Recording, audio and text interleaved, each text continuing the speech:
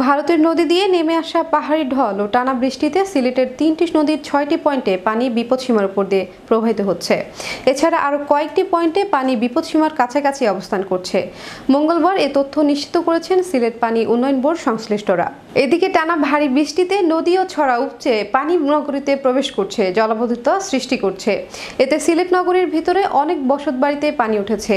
সিলেট ওসমানী আন্তর্জাতিক বিমানবন্দর সহ এসব এলাকায় পানি বেড়ে রাস্তাঘাট তলিয়ে গেছে।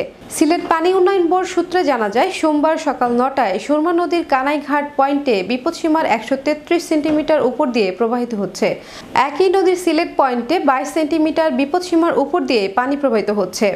জাকিগঞ্জের কুশিয়ার নদীর আমলশীত পয়েন্টে ১৫ সেন্টিমিটার ও একই নদীর ফেঞ্চুগঞ্জ পয়েন্টে বিপদসীমার ৭৯ সেন্টিমিটার উপর দিয়ে পানি প্রবাহিত হচ্ছে।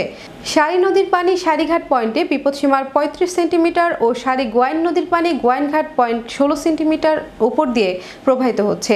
এছাড়া সব নদ নদীর পানি বৃদ্ধি অব্যাহত রয়েছে।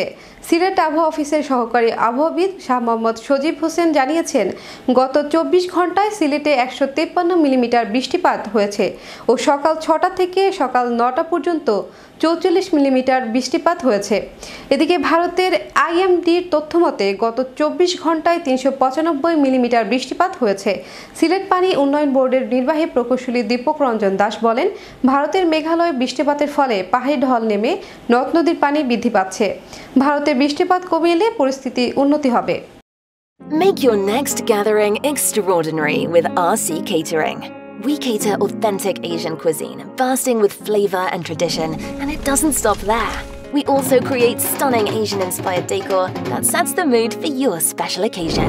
Let RC Catering handle everything so you can focus on celebrating with loved ones.